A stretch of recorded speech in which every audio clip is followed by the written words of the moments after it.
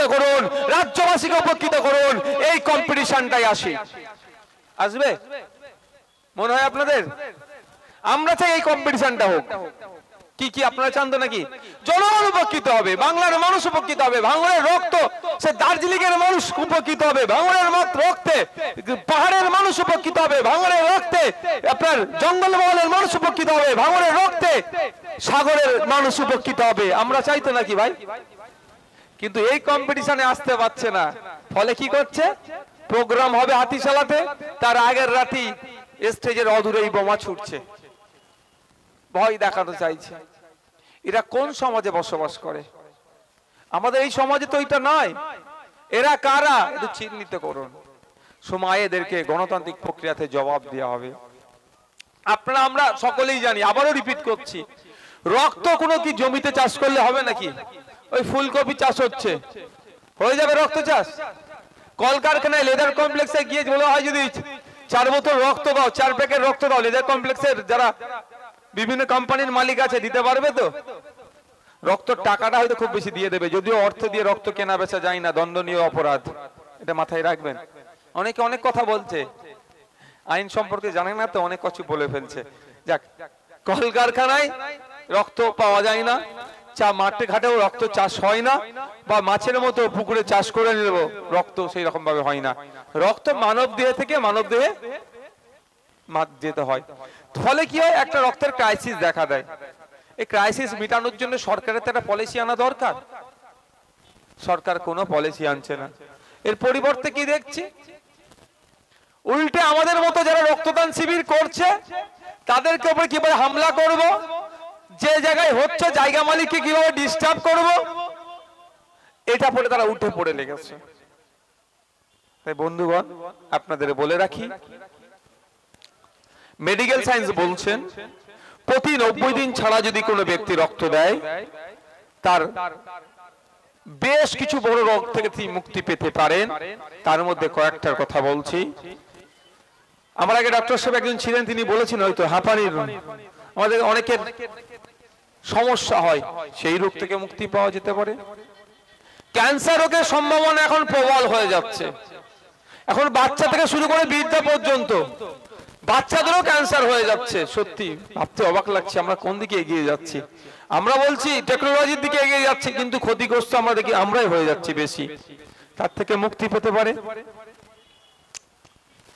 পৃথিবীর 5টা ভয়ঙ্কর রোগের মধ্যে একটা ভয়ঙ্কর রোগ হচ্ছে স্ট্রোক। মেডিকেল সায়েন্স বলছে কোন ব্যক্তি যদি প্রতি 90 দিন ছাড়া নিয়মিত রক্তদান করে, তাহলে স্ট্রোকের সম্ভাবনা অনেক কমে যায়। ফলে বন্ধুগণ যারা আছেন প্রত্যেককে বলবো, রক্তদানের মাধ্যমে যেমন সম্প্রীতির বার্তা ছড়ায়, রক্তদানের মাধ্যমে যেমন ঐক্যের বার্তা ছড়ায়, রক্তদানের মাধ্যমে যেমন সৌহার্দ্যের পরিবেশ তৈরি হয়, রক্তদানের মাধ্যমে যেমন থ্যালাসেমিয়া রোগের চিকিৎসা হয়, তার রক্তের ঘাটতি পূরণ হয়, রক্তদানের মাধ্যমে যেমন মুমূর্ষ রোগীর প্রাণ বাঁচতে পারে, ঠিক একই ভাবে রক্তদানের মাধ্যমেও আপনার স্বাস্থ্য ভালো থাকবে। তাই বন্ধুগণ যারা উপস্থিত হয়েছেন, এখনো ভাবছেন কি করব না করব, রক্ত দিলে কি হবে, মেডিকেল সায়েন্স বলছে এক ব্যক্তি যদি রক্ত দেয়, তার সর্বোচ্চ 18 থেকে 22 দিনের মধ্যে তার শরীরের রক্তটা সম্পূর্ণ হয়ে যাবে। সর্বোচ্চ 18 থেকে 22 দিন লাগবে। তাই বন্ধুগণ আপনাদের উদ্দেশ্যে বলি, রক্তদান করে যেমন অন্যের প্রাণ বাঁচবে, সাথে সাথে রক্তদান করলেও আপনারও স্বাস্থ্য ভালো থাকবে। তাই আপনাদের বলি, আসুন এই রক্তদান শিবিরে আপনাদের মূল্যবান রক্ত দিয়ে সৌজন্যের পরিবেশ তৈরি করুন, সৌহার্দ্যের পরিবেশ তৈরি করুন, সাথে সাথে আপনার স্বাস্থ্যের দিকে আপনি সচেতন, সেই বার্তাও আপনি ছড়িয়ে দেন। সাথে এটাও বলবো আপনাদেরকে, আজকে যেভাবে আমাদের এই রক্তদান মহা উৎসবকে শাসক দ্বারা বিভিন্ন কৌশলে ভুলণ্ডিত করার চেষ্টা করছে, কোন জায়গায় শারীরিক ভাবে, কোন জায়গায় মানসিক ভাবে, আবার কোন জায়গায় প্রশাসনের একটা অংশকে কাজে লাগিয়ে ডিস্টার্ব করার চেষ্টা করছে। সমস্ত বাধাকে উপেক্ষা করে, সমস্ত রকম বাধাকে অতিক্রম করে আমরা যেমন আমাদের আজকে তৃতীয় দিনে পদার্পণ করেছি, আমরা আগামী 23 তারিখ পর্যন্ত 10 দিনের প্রোগ্রাম আমরা সুষ্ঠুভাবে সম্পূর্ণ করব। কিন্তু সাথে সাথে এটাও মনে করিয়ে দিতে চাই আপনাদের, আমরা শাসকের মতো অত ঘৃণিত রাজনীতি করতে পছন্দ করি না, বা আমরা ওই ঘৃণিত রাজনীতি করতেও পারবো না। তাই বন্ধুগণ, আপনাদের উদ্দেশ্যে বলছি, এরপরে 90 দিন পরে হয়তো আমরা প্রোগ্রাম এখানে করছি না, রক্তদান শিবির হয়তো নাও করতে পারি। তাহলে কি 90 দিন পরে আইএসএফ এর যারা কর্মী সমর্থক আছেন, যারা তৃণমূলকে ঘৃণা করেন, তখন তারা কি করবেন? স্বাভাবিকভাবে প্রশ্ন আসছে তো। 90 দিন ছাড়া ছাড়া রক্ত দেওয়ার কথা ভাইজান বলছে, 90 দিন পরে তো ভাইজান হয়তো ব্লাড ডোনেশন ক্যাম্প নাও করতে পারে, তাহলে কি হবে? এই মঞ্চ থেকে দাঁড়িয়ে আমি একজন পার্টির রাজ্য কমিটির চেয়ারম্যান আছি, আমাদের পার্টির রাজ্য কমিটির ওয়ার্কিং প্রেসিডেন্ট আছে, আমরা দুজন দায়িত্ব নিয়ে আপনাদের বলছি, পার্টির সদস্য রাজ্য কমিটির সদস্য আছে, আমি দায়িত্ব নিয়ে আপনাদের বলছি, 90 দিন পরে আপনাদের সামনে যদি তৃণমূল কংগ্রেসের ব্যানারে রক্তদান শিবির হয়, আপনারা সেই প্রোগ্রামে গিয়ে আপনাদের মূল্যবান রক্ত দেবেন। কারণ আমরা ব্লাড ব্যাংকে গিয়ে একবারের জন্য বলি না যে আমি আইএসএফ, আমাকে আইএসএফ এর রক্ত দাও, আমাকে তৃণমূলের রক্ত দিলে আমি নেব না। আমরা রক্তর জাত দেখি না, রক্তর বর্ণ দেখি না, রক্তর ধর্ম দেখি না, রক্তর রাজনৈতিক কালারও দেখি না।